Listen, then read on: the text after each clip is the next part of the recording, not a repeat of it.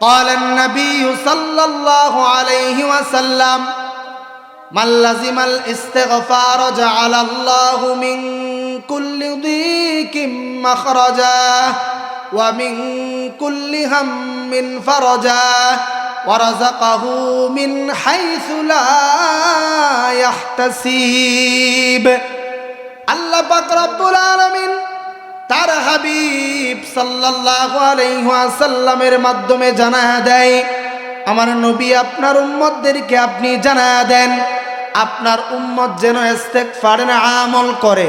যদি আপনার উম্মত ইস্তেগফারের আমল করে, আমি আল্লাহ তাআলা তার দুনিয়ার জমিনের সকল মনের আশা ভরসা সকল সংকট আমি আল্লাহ দূর করে দিব। আল্লাহ তাআলা সকল সংকট দূর করে ক্ষান্ত থাকবেন না। আমার রব আল্লাহ বলে ওই ব্যক্তি আল্লাহ তাআলার কাছে যা চাবে আল্লাহ তাকে তাই দিবে। এমন জায়গা থেকে আল্লাহ ওই ব্যক্তির জন্য রিজিকের ব্যবস্থা করে দিবে। ওই বান্দা তার ব্রেন দ্বারা কোনোদিন চিন্তাই করতে পারবে না। এই ইস্তেগফার তো দামি বস্তু। আল্লাহ তাআলা বলেন ইস্তেগফারের আমল করেনেওয়ালা সে ইস্তেগফারের আমল করবে আর আল্লাহর কাছে দোয়া করবে আর চাবে। আল্লাহ বলেন তার মনের সকল আশা ভরসা আমি আল্লাহ পূরণ করে নিব। চিল্লায় পড়েন সুবহানাল্লাহ। যার সন্তান হয় না আল্লাহর কাছে চান, যার মেয়ের বয়স হয়ে গেছে বিবাহ হচ্ছে না আল্লাহর কাছে ইস্তেগফারের আমল করেন। স্বামী স্ত্রীর ভিতরে ঝগড়া, দুজনে আজকে থেকে ইস্তেগফারের আমল করেন। বায়ে বায়ে দ্বন্দ্ব, আজকে ইস্তেগফারের আমল শুরু করেন। সকল সংকট সকল বিপদ আপদ যাই জামালা রব মিটায়া দিবেন। চিল্লায় পড়েন সুবহানাল্লাহ। আমার তেলাওয়াতকৃত আয়াতের মধ্যে আল্লাহ তাআলা দুনিয়ার মানুষদেরকে জানিয়ে দিয়েছেন, হে দুনিয়ার মানুষ, তোমরা দুনিয়ার জমিনে চলবা ফিরবা, যাই কিছু তোমরা করো না কেন, চলা ফেরা উঠা বসা সকল কিছুর মধ্যে যারা মুমিন তোমরা যারা আছো, তোমাদের ভিতরে ভুল ত্রুটি হবে, গুনাহ হবে। এই গুনাহ থেকে বাঁচার জন্য আমি আল্লাহ তাআলা তোমাদের জন্য কুরআনুল কারীমে আয়াতে কারিমা নাজিল করে জানায়া দিলাম, হে দুনিয়ার মানুষ শোনো, যখন তোমার গুনাহ হবে তুমি নৈরাশ না হইয়া আমি আল্লাহ তাআলার কাছে তওবা করো, ইস্তেগফার করো। যদি আমি আল্লাহর কাছে তওবা করতে পারো, ইস্তেগফার করতে পারো, শুনে রাখো, যদি খাঁটি তওবা তুমি করো, আমি রব আল্লাহ তোমার তামাম জিন্দিগির গুনাহ মাফ করে দিব। চিল্লায় পড়েন সুবহানাল্লাহ। এই মর্মে আল্লাহ কুরআনুল কারীমের ভিতরে বলেন, ইয়া আইয়ুহাল্লাযীনা আমানু তুবু ইলাল্লাহি তাওবাতান নাসুহা আসা রাব্বুকুম আইয়ুকাফিরা আনকুম সাইয়্যাতিকুম ويدخلكم جنات تجري من تحتها الأنهار। আল্লাহ পাক রব্বুল আলামিন বলেন, ইয়া আইয়ুহাল্লাযীনা আমানু, হে ঈমানদারেরা তোমরা শোনো, হে আমার দুনিয়ার গোলাম, দুনিয়ার জমিনে তুমি চলবা ফিরবা, তোমার জীবনে গুনাহ হবে, কিন্তু এই গুনাহ থেকে বাঁচার জন্য আমি আল্লাহ তোমার জন্য একটি বিষয় লিপিবদ্ধ করে দিলাম। সেই বিষয়টার নাম হলো তাওবা। আল্লাহ তাআলা বলেন, যদি আমার কোনো বান্দা আমি আল্লাহ তাআলার কাছে তওবা করি, আল্লাহ বলেন কেমন তওবা? আল্লাহ বলেন আমার বান্দা যদি আমি আল্লাহর কাছে তাওবায়ে নাসুহা তথা সঠিক তওবা করে আমি রব আল্লাহ আমার বান্দাকে এমন ভাবে মাফ করব। হাদিসের ভিতরে রাসূল বলেন ক্বালান নবী সাল্লাল্লাহু আলাইহি ওয়াসাল্লাম আত্তাইবু মিনাজ যানবি কামান লা যানবা লা। রাসূল বলেন যে ব্যক্তি আল্লাহর কাছে খাঁটি তওবা করে আমার আল্লাহ বলে মনে হয় ওই ব্যক্তি জীবনে কোনোদিন গুনাহ করে নাই। চিল্লায়া পড়েন সুবহানাল্লাহ। আমার আল্লাহ তাআলা তওবাকারী কেমন ভাবে মাফ করে, তওবা করার পরে আল্লাহ বলে হাবিবের মাধ্যমে মনে হয় সে জীবনে কোনো গুনাহ করে নাই। আরেক বর্ণনায় আসছে তওবাকারীকে আল্লাহ এমন বেগুনা মাসুম বানায় দেয়, ছোট্ট একটা বাচ্চা মায়ের গর্ভ থেকে ভূমিষ্ঠ হওয়ার পর যেমন বেগুনা মাসুম থাকে, তাওবাকারীকে আমার আল্লাহ আমার রব তাকে ওই রকম বেগুনা মাসুম বানায় দেয়। তাওবাকারীকে আল্লাহ তাআলা এমন ভাবে মাফ করেন, সে যদি আল্লাহর কাছে খাঁটি তওবা করে আল্লাহ বলেন সে তওবা করার পরে মনে হয় এমন যে সে জীবনে কোনোদিন গুনাহ করে নাই। আল্লাহ তাকে এমন বেগুনা মাসুম বানান। চিল্লায় পড়েন সুবহানাল্লাহ। এগোলপাড়া এলাকার বাবাজিরা এই তওবা করার জন্য, এই ইস্তেগফারের আমল করার জন্য ওযুর প্রয়োজন নাই, গোসলের প্রয়োজন নাই, পাক পবিত্রতার প্রয়োজন নাই। আপনি অটো চালক, আপনি অটো চালাচ্ছেন, আপনি অটোর মধ্যে পেট্রোল মারবেন আর পড়বেন আস্তাগফিরুল্লাহ আস্তাগফিরুল্লাহ আস্তাগফিরুল্লাহ। আপনি গার্মেন্টসে চাকরি করেন, আপনার কর্ম আপনি করতেছেন, আপনার কাজ হাত দিয়ে করবেন, জবান দ্বারা আপনি পড়বেন আস্তাগফিরুল্লাহ আস্তাগফিরুল্লাহ। আমার রব আল্লাহ বলেন আমার কোন বান্দা যখন এই ইস্তেগফারের আমলটা বেশি বেশি করবে আমি আল্লাহ তার তামাম জিন্দেগির গুনাহ মাফ করে ক্ষান্ত থাকবো না। আমি আল্লাহ আরো বিভিন্ন পুরস্কার দিয়া ওই বান্দাকে দুনিয়া এবং আখিরাতে ভরপুর করে দিব। চিল্লায় পড়েন সুবহানাল্লাহ। আল্লাহ তাআলা বলেন ফাকুলতু আস্তাগফিরু রাব্বাকুম ইন্নাহু কানা গাফফারা ইউরসিলিস সামাআ আলাইকুম মিদরারা ওয়া يمددكم بأموال وبنين ويجعل لكم جنات ويجعل لكم أنهارا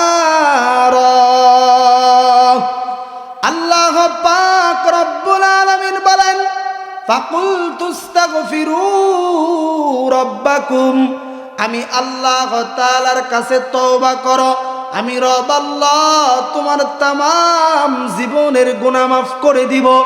আল্লাহ তাআলা বলেন ইউরসিলিস সামাআ আলাইকুম মিদরারা, তাওবাকারী যখন তওবা করবে, ইস্তেগফারকারী যখন আল্লাহর কাছে পড়বে আস্তাগফিরুল্লাহ, এই আমলের বিনিময় আমার রব আল্লাহ আসমান থেকে দুনিয়াতে বৃষ্টি বর্ষণ করে দিবেন। চিল্লায় পড়েন সুবহানাল্লাহ। আমার আল্লাহ তাআলা বৃষ্টি বর্ষণ করায় ক্ষান্ত থাকবেন না। আমার রব আল্লাহ আরো বলেন কোন বান্দার যদি সন্তান না হয়, কোন বান্দার যদি সন্তান না থাকে, ওই ব্যক্তি যেন বেশি বেশি ইস্তেগফারের আমল করে। ইস্তেগফারের আমল করার বিনিময়ে আমি রব আল্লাহ ওই বান্দাকে দুনিয়ার জমিনে সন্তান দিয়া দিব। কিন্তু বড় আফসোসের কথা, বর্তমান সময়ে মানুষ সন্তান চাওয়ার জন্য মাজারে দৌড়ায়, বাবার কাছে যায়, জড়ার কাছে যায়, অনেক সময় অনেক গাছের পূজা মানুষ করে, গাছের কাছে সন্তান চাই।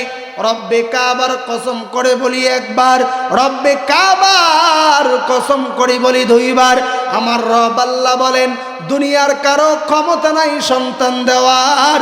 সন্তান দেওয়ার মালিক শুধুমাত্র কেবলমাত্র আমি আল্লাহ পাক রব্বুল আলামিন। আল্লাহ তাআলা বলেন আমি আল্লাহ তাআলা ওই বান্দাকে সন্তান দেওয়ার পর আমার কোনো বান্দা ইস্তেগফারের আমল চালায়া যাবে, তার যদি ধন সম্পদের মধ্যে ঘাটতি থাকে আমি আল্লাহ তাকে ধন সম্পদ দিয়া দিব। চিল্লায়া পড়েন সুবহানাল্লাহ। আল্লাহ বলেন আমি রব আল্লাহ ইস্তেগফার করনে ওয়ালাকে এমন জান্নাত দান করব যেই জান্নাতের পাদদেশে নহর সমূহ প্রবাহিত আছে।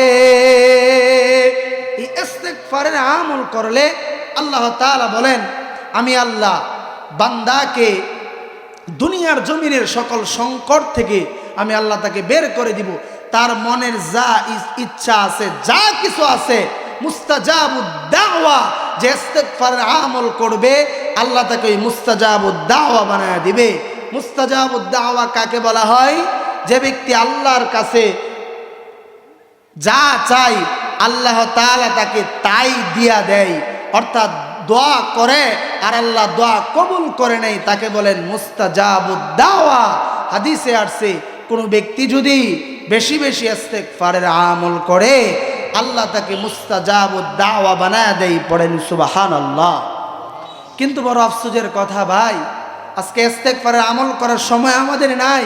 এটা ছোট্ট একটা বাক্য আস্তাগফিরুল্লাহ আস্তাগফিরুল্লাহ, এটা পড়ার সময় নেই।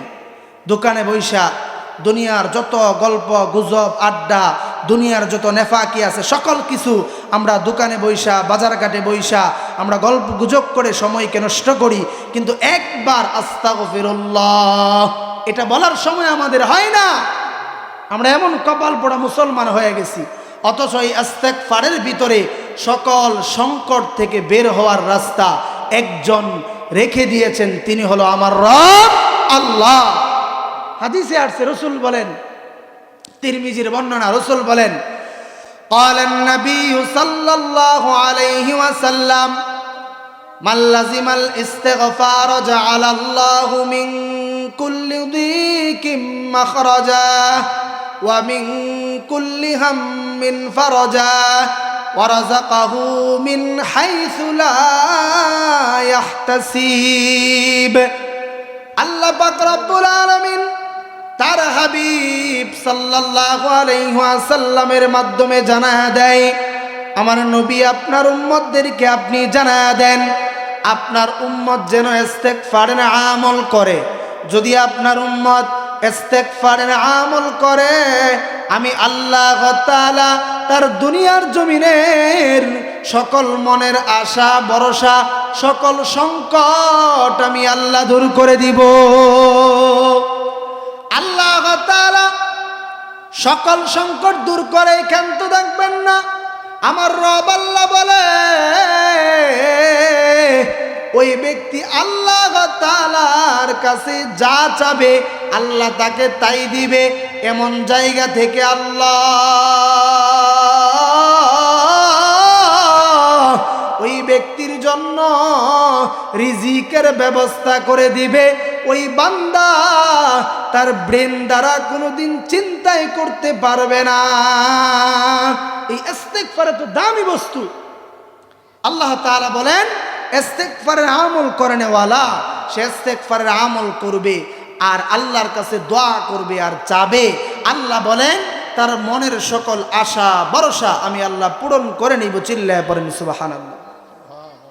যার সন্তান হয় না আল্লাহর কাছে চান, যার মেয়ের বয়স হয়ে গেছে বিবাহ হচ্ছে না আল্লাহর কাছে ইস্তেগফারের আমল করেন। স্বামী স্ত্রীর ভিতরে ঝগড়া, দুজনে আজকে থেকে ইস্তেগফারের আমল করেন।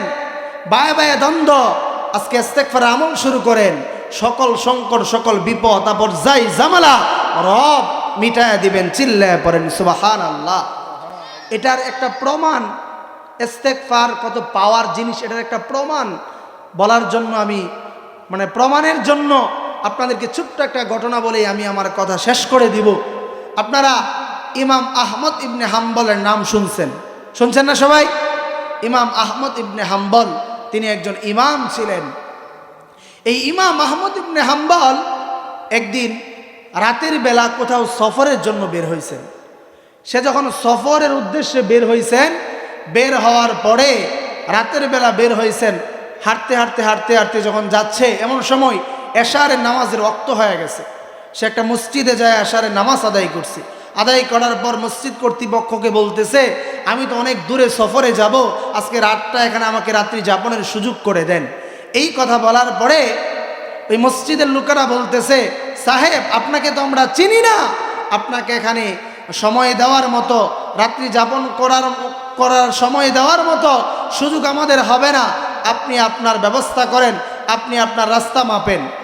সচরাচর আমাদের মসজিদে যদি অপরিচিত কোনো মানুষ আসে, আমরা তাকে জায়গা দেই না, কারণ মসজিদে চুরি হয়, অনেক কিছু হয়, এজন্য আমরা জায়গা দেই না। যখন ইমাম আহমদ ইবনে হাম্বলকে মসজিদ কর্তৃপক্ষ বলল, আপনাকে সময় দেওয়া যাবে না, মসজিদে থাকার ব্যবস্থা করে দেওয়া যাবে না, আপনি আপনার পথ মাপেন, এই কথা বলার পরে ইমাম আহমদ ইবনে হাম্বল সে তার রাস্তা অগ্রসর হইতে শুরু করছে। শীতের রাত্রি ছিল, সে হাঁটতে হাঁটতে হাঁটতে হাঁটতে এক জঙ্গলের রাস্তা দিয়ে যাচ্ছে। এমন সময় দূরে লক্ষ্য করে দেখে কোথাও থেকে একটা বাতির আলো সে পাচ্ছে, অর্থাৎ বাতি জ্বলতেছে, কুপি জ্বলতেছে। যখন সে এই কুপি জ্বলতেছে এটা লক্ষ্য করছে, লক্ষ্য করার পর সে ওই কুপির দিকে লক্ষ্য করে অগ্রসর হইতে হইতে ওই আগুনের কাছে গেছে। যাওয়ার পরে দেখে একটা যুবক সে রুটি বানাচ্ছে, রুটি বনতেছে। তো ইমাম আহমদ ইবনে হাম্বল বলতেছে, যুবক এই রাতের বেলা কোনো মানুষ নাই, এই নির্জন জঙ্গলে তুমি রুটি বনতেছর কারণ কি? বলতেছে, সাহেব আমি এখানে রাতের বেলা রুটি বনি, সকালবেলা একটা কাফেলা এদিক দিয়ে যায়, তারা ওইখানে যে কাজকর্ম করে আমার কাছ থেকে সকালবেলা রুটি নিয়ে তারা নাস্তা করে এরপরে যায়, এজন্য আমি রাতভর রুটি বানাই, সকালবেলা রুটি বিক্রি করি। তখন ইমাম আহমদ ইবনে হাম্বল বলতেছে, যুবক আমি তো এক দূরে সফরে যাব এই উদ্দেশ্যে বের হয়েছি, কিন্তু শীতের কারণে আমার শরীর ঠান্ডা হয়ে গেছে, এই রাত্রের বেলা আমি কোথায় যাব?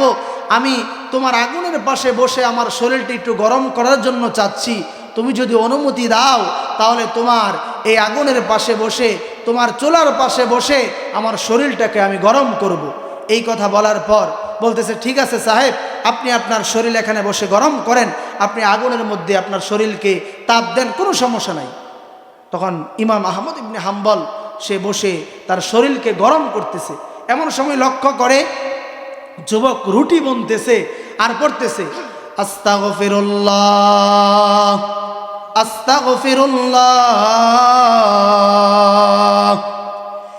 ইমাম আহমদ ইবনে হাম্বল যখন লক্ষ্য করে দেখে যুবক রুটি বনে আর আস্তাগফিরুল্লাহ আস্তাগফিরুল্লাহ পড়ে, ইমাম আহমদ ইবনে হাম্বল ডাক দেয়া বলে, যুবক তুমি রুটি বনতেছো আর তোমার জবান দ্বারা তুমি কি পড়তেছ? যুবক ডাক দেয়া বলে, সাহেব আজকে 30 বছর যাবত আমি এই ইস্তেগফারের আমল করতেছি, আমার রব আল্লাহ আমার এমন কোনো মনের আশা ভরসা নাই যে আশা ভরসা আমার আল্লাহ কবুল করে নাই।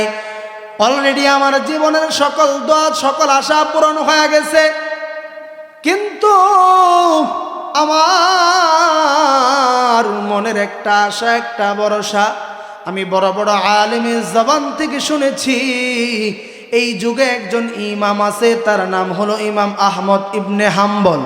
আমার মনের অনেক আশা এই ইমাম আহমদ ইবনে হাম্বলকে দেখা, তার কাছ থেকে দোয়া নেওয়া, কিন্তু আমার ব্যস্ততার কারণে তার সাথে আমি সাক্ষাৎ করতে পারি না। এই কথা যখন বলেছে ইমাম আহমদ ইবনে হাম্বল ওই যুবককে টেনে তার বুকের সাথে জড়ায়া বলে, যুবক, আমি হলাম সেই ইমাম আহমদ ইবনে হাম্বল। আমার রব আল্লাহ তো বলেছে যে ব্যক্তি ইস্তেগফারের আমল করবে আল্লাহ তার মনের সকল আশা পূরণ করে নিবে। আজকে এটার প্রমাণ আমি আহমদ ইবনে হাম্বল নিশ্চোখে দেখতে পাইলাম। চিল্লায় পড়েন সুবহানাল্লাহ। ইস্তেগফারের আমল করছে, আল্লাহ তাআলা এই যুবকের দয়া এমন ভাবে কবুল করছে, তার জায়া ইমাম আহমদ ইবনে হাম্বলকে খোঁজা লাগে নাই, আল্লাহ ইমাম আহমদ ইবনে হাম্বলকে তার দ্বারে নিয়ে আসছে। চিল্লায় পড়েন সুবহানাল্লাহ। তাহলে আমরা যদি ইস্তেগফারে আমল করি, আশা করা যায় আল্লাহ তাআলা আমাদের দোয়া কবুল করবেন, আমাদেরকে আল্লাহ তাআলা আল্লাহর রহমতি বরকতি বান্দা হিসাবে কবুল করবেন। কথা বলেন ঠিক কিনা? এজন্য মাইকের আওয়াজ যত দূর পর্যন্ত যাচ্ছে, যারা এই আলোচনাগুলো শুনলেন, আমরা সকলেই ইস্তেগফারের উপরে আমল করার চেষ্টা করব। এই ইস্তেগফার নবীদের সুন্নাহ, হাদিসের ভিতরে আসছে, আল্লাহ নবী সাল্লাল্লাহু আলাইহি ওয়াসাল্লাম বলেন, আমি নবীজি দিনে কমপক্ষে 70 বার আস্তাগফিরুল্লাহ আস্তাগফিরুল্লাহ এই ইস্তেগফারের আমল করি। চিল্লায় পড়েন সুবহানাল্লাহ। ইস্তেগফার আমলের বিনিময় এক তো নিজের সকল সংকট দূর হবেন, আরেক আল্লাহর নবীজির একটা সুন্নত আমার দ্বারা জিন্দা হয়ে যাবে। পড়েন সুবহানাল্লাহ। এজন্য আমরা সকলে ইস্তেগফার আমল করতে রাজি আছি তো ইনশাআল্লাহ? আল্লাহ তাআলা ইস্তেগফার আমল আমাদের সকলকে করার তৌফিক দান করুক। সকলে বলেন আমিন। সময় অতি সংক্ষিপ্ত, আমার পরে আমার শ্রদ্ধেয় ভাই আলোচনা করবেন। আমি আমার কথা এখানেই শেষ করলাম। আসসালামু আলাইকুম ওয়া রাহমাতুল্লাহি ওয়া বারাকাতুহু।